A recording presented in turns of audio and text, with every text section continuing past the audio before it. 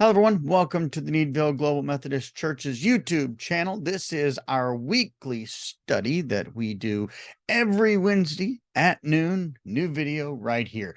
If you haven't done so already, hit that subscribe button on the video. That makes sure that you get all of the new stuff that comes out. We try to get at least 2 videos in per week. We always have our sermon from Sundays, and we have our Bible study slash book study, kind of like what we're doing right now on Wednesdays at noon. And then, of course, there's always some extra stuff that happens over the course of the year when we get closer to special days like Easter and midweek services, Christmas, and all that kind of stuff. There's always some extra stuff on here to help you in whatever you're doing. It also is a great place to come and see previous videos if you want to learn more about the Bible, learn more about certain books of the Bible, or go back to a sermon series that you didn't get to hear or need to hear again, or whatever the case may be. I encourage you, hit that subscribe button so that you know where to find us and always are up to date on what's going on. I also ask that you hit that like button on the video. It helps to make sure this video gets out to as many people as possible.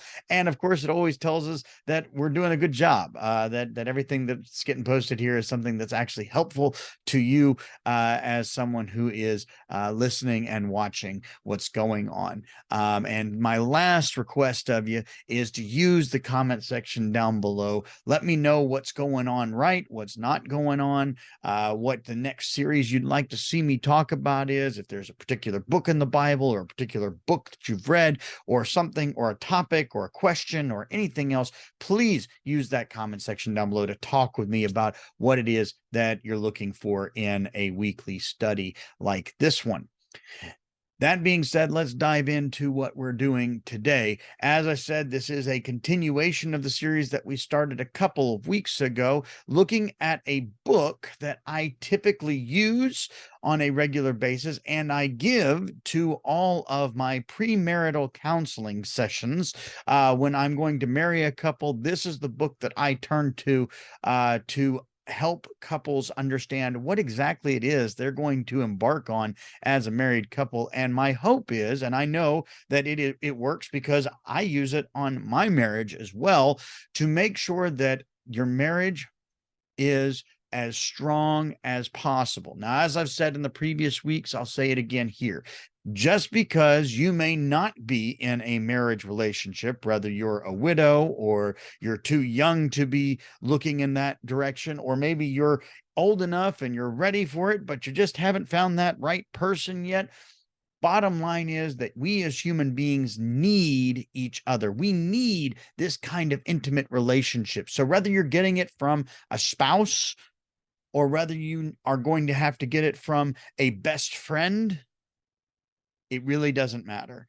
The fact is that if you want to grow as an individual, if you want to become the disciple and the Christian that God has always intended you to be, you have to have this kind of a relationship with someone so that you can continue to grow. So even if you're not in that marriage place, I know I'm going to talk about marriage. I'm going to talk about spousal language. I'm going to talk about your husband or your wife.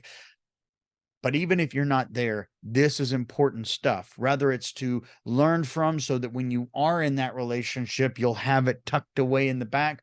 Or maybe you are like Paul, who decided that marriage was not for him. That was not what God's calling was on his life. But I guarantee you, he had these kinds of relationships in his life, or he would not have become the man that he was. So that's the same thing that we're talking about here. So, as I said, I'm going to talk about marriage. Just because it's talking about marriage doesn't mean that it's only for those that are married. Now, the book that I'm talking about and the book that I use, I have a description. I have a link down in the description to the Amazon page where you can go and purchase the book. It's called The 7 Principles for Making Marriage Work, and it's by a gentleman by the name of John M. Gottman, Dr. Gottman. He is the world-renowned leader of knowledge about this particular topic, about couples, about marriage, about how to build that marriage into a strong and powerful entity and relationship within your life. And if you haven't kept up with it, I encourage you to go back and watch the last couple of videos that have talked about all the different steps and different principles that lead up to today's. Today's is the chapter says solve your solvable problems. I like to say pick the low-hanging fruit. All right. So what Dr. Gottman really wants us to understand is the fact that in any relationship, but especially in this kind of relationship where you're married, a marriage relationship is meant to be for life, right? Till death do us part, right? So if the relationship is there to be as long as life is, right? Then unlike other relationships where you might get mad at a person, they may disrespect you, they may demean you, they may do something that just blows your mind completely, and you have the ability to say, you know what, that relationship's done. In a marriage, there are very few things that should enact that kind of level of wash my hands of it. Now, I'm not saying that there aren't any reasons. Again, this is really, hard waters to navigate because, of course, you always have that that possibility that I'm talking to someone who's in an abusive relationship, whether it's emotional or physical. And the fact of the matter is that, yes, 100%, if you are in one of those relationships, you want to get out of there as quickly as possible. We don't want you hurt. It is not your responsibility to save that person or to fix that person. It's your responsibility to take care of yourself and, God forbid, any children that might be in that relationship as well. That is your responsibility, not the other person. So please hear me. If you are in one of those kinds of relationships, I'm not talking about you. But almost everything else in a marriage is vastly different than what you would deal with a friend or an acquaintance or a neighbor. In all those other situations, you can walk away without really any problem. But in a marriage, I love C.S. Lewis's statement.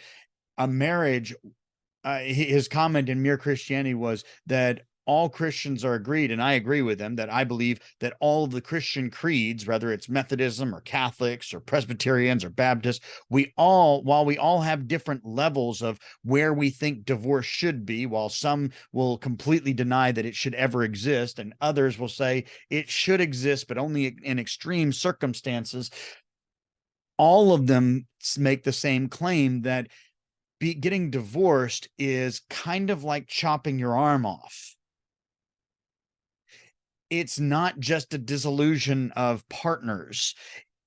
There's a reason why Christ said that one man and one woman become one flesh. A divorce is a separating of that flesh again, once it's been joined. So divorce should be the last ditch effort, the last thing that ever occurs. And so one of the ways to make sure that that stays off as best you can, because Dr. Gottman talks about the fact that there are two kinds of problems. There are problems that are perpetual, right? They are problems that can't really be solved because the fact is that we're all humans and we're all flawed. And there's going to be little picadillos. There are going to be little things that annoy the crap out of you from your partner. All right. They really do. They really will. And that's just part of being human. But there are also problems that occur in a marriage that you should be able to solve rather easily, as long as you focus on them and take care of them in a good way. Now, as I've said before, I don't know Dr. Gottman's faith. I don't know where he is, if he's a Christian, if he is an atheist. I have no clue. So I want to add into, and when I do this for premarital counseling, I do the same thing. I add the scripture into what we're talking about. And for today, I'm going to go to a passage that is in the scripture, passage that we use at weddings all the time. It's Ecclesiastes, and it's chapter 4, and it's 9 through 12. But this is what it says. It says, two are better than one because they have a good reward for their toil. For if they fall, one will lift the other up. But woe to the one who is alone and falls and does not have another to help. Again, if two lie together, they keep warm. But how can one keep warm alone? And though one might prevail against another, two will withstand one. And the final piece, and I love this part, a threefold cord is not easily broken. I love that particular piece because we get to see this three cord, right? Marriage isn't just between you and your spouse. Marriage is between you and your spouse and a third. That third is God. A marriage that does not have that third cord in it, that does not have that strong cord in the middle of it, is not going to go very far. It's not going to be able to weather the storms that the three cord can. 100%. You've got to have God in the middle of your relationship if you're going to be strong through the storms that this life is going to wreak on your relationship. And I promise you, it will do so. You need to have that third cord, that God cord in your rope. All right. But the whole point of this is this idea that when one falls in a marriage, the other one is there to pick them up. Now, sometimes this is understood as just saying, okay, picking them up off the ground and getting them back on their feet. But sometimes it does involve a conversation about, do you know why that happened? Can I do something to help you fix this about yourself? Can I help you? We've talked about it in previous lessons. Being vulnerable with the other person is important in this kind of a relationship. So I'm going to give you 5 pieces. And this is the pieces that Dr. Gottman gives in his book. And I think that they are very, very important to solving solvable problems in your marriage so that they don't overcomplicate the things that are perpetual. All right. None of these are going to help solve the perpetual problems. We will talk about perpetual problems in a later lesson.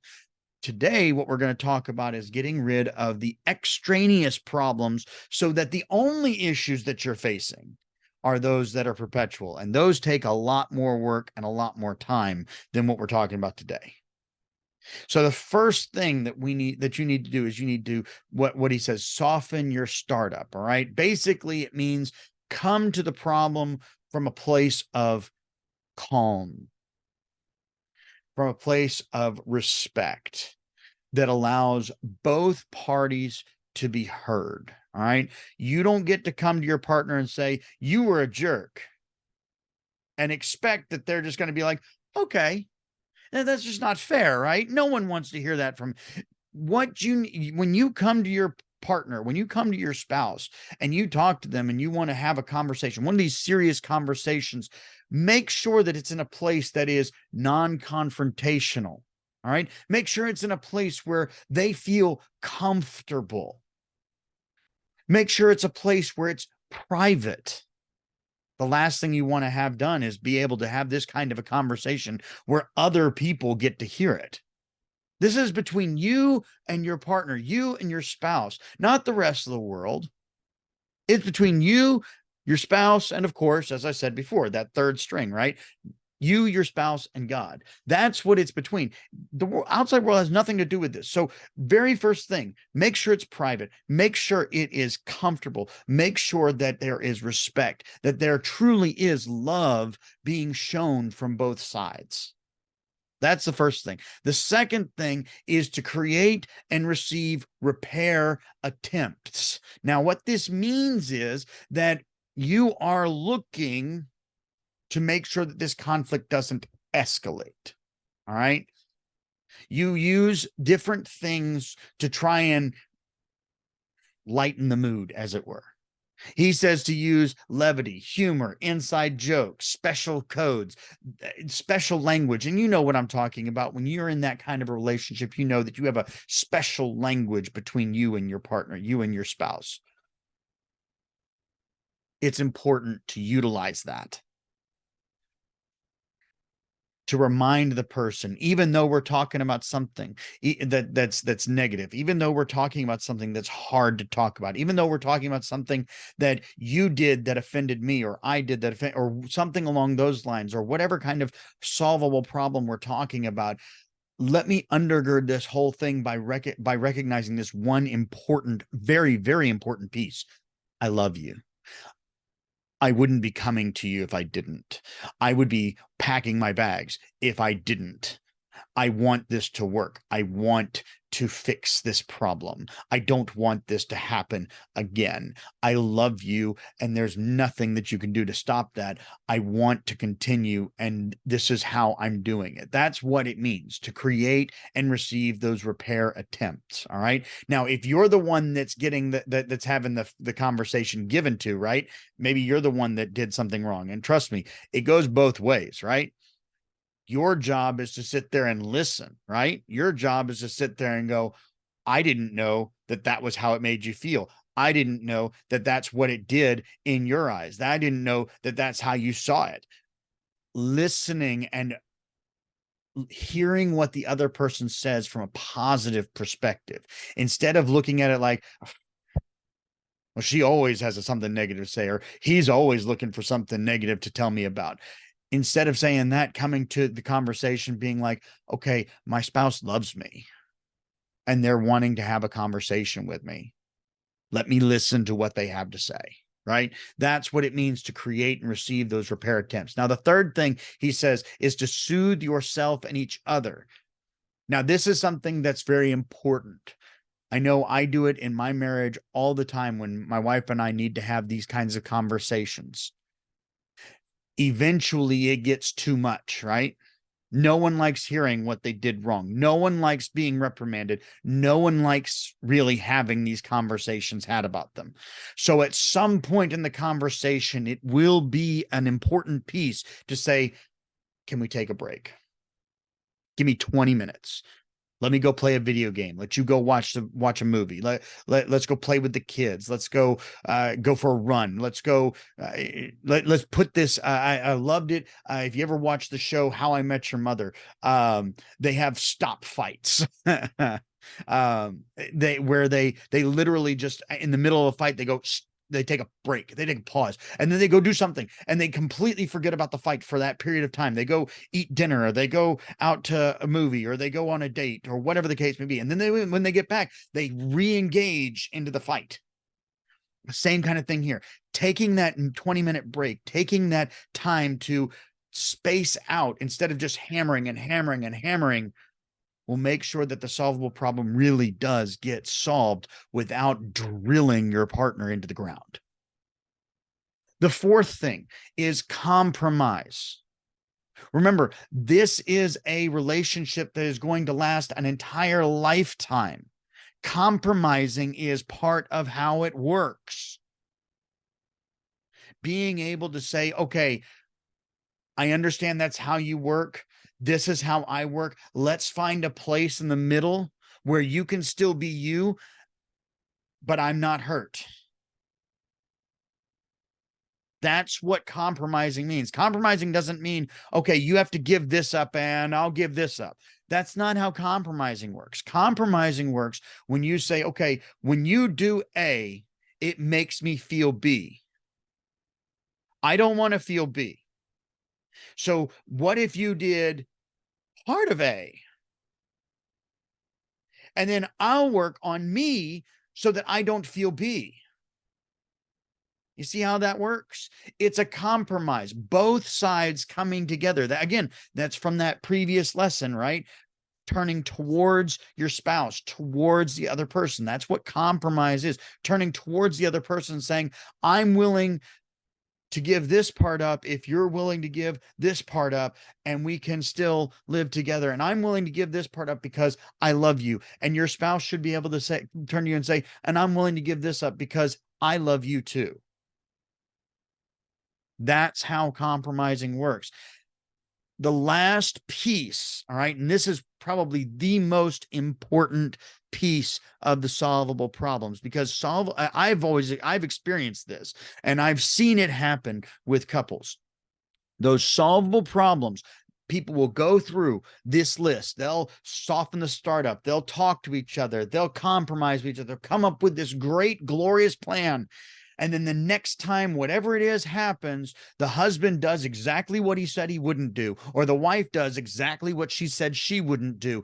And then the fight just blows up into massive proportions, and it becomes an unsolvable problem. Because now, on top of the fact that it was a solvable problem to begin with, it now is seen as you did it on purpose. All right. And this is why the fifth point is so important, because the fifth point is to remember and be tolerant of each other's faults. Remember, your spouse is not perfect. Neither are you.